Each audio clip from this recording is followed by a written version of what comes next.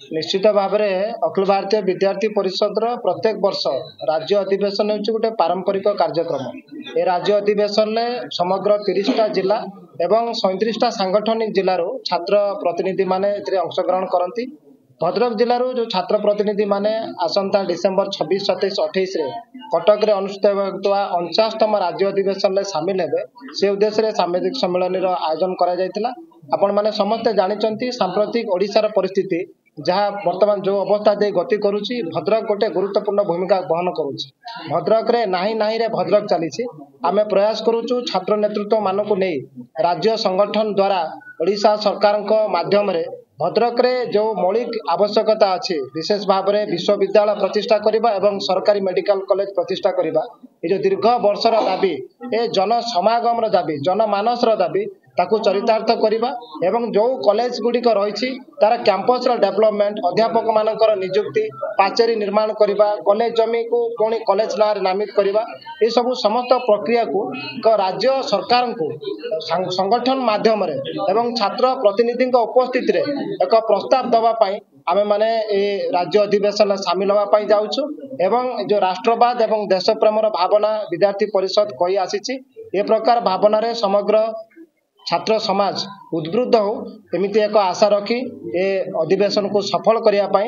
आम गणमाध्यम जरिए समग्र छात्र समाज को आम आह्वान करुँ। समग्र 30टा जिला एवं 37टा सांगठनिक जिलूर छात्र प्रतिनिधि माने अंशग्रहण करती। भद्रक जिलूर जो छात्र प्रतिनिधि कार्यक्रम प्रारंभ डिसेम्बर 25 संध्या 5 घंटा समय प्रदर्शनी उद्घाटन जरिए डिसेम्बर 25 संध्या ही आरंभ हो। समस्त प्रतिनिधि माने डिसेम्बर 25 संध्या सुधा 4टा पूर्व कटक रे पहुंचे निवास में समस्त पहुंचे तार प्रदर्शनी उद्घाटन। अखिल भारतीय विद्यार्थी परिषद तरफ 49तम राज्य अधिवेशन 1000 वर्ष तलर सहर ऐतिह्यर सहर रौप्यनगरी कटक रे डिसेम्बर 26, 27, 28 3 दिन धरिकी हेबाकु जाउछि।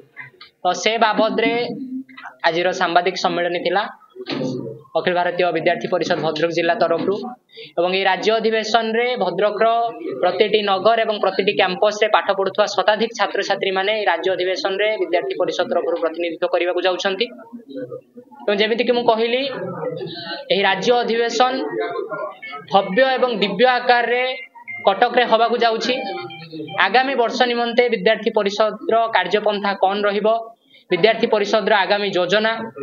ता सहित सांप्रतिक स्थिति रे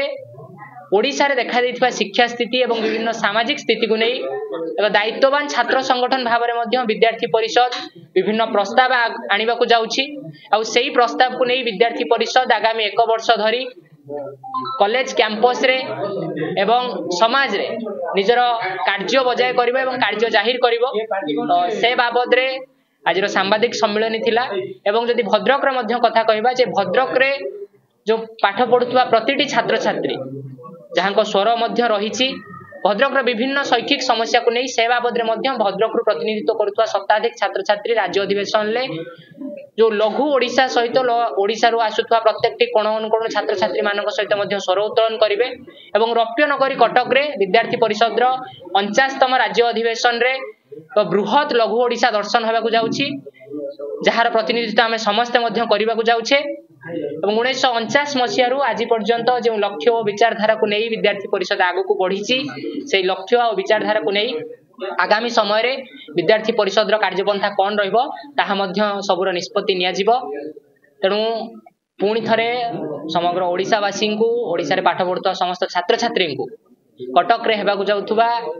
विद्यार्थी परिषद 49तम राज्य अधिवेशन को स्वागत एवं विशेष करी भद्रक प्रतिनिधित्व करुवा शताधिक छात्र छात्री माने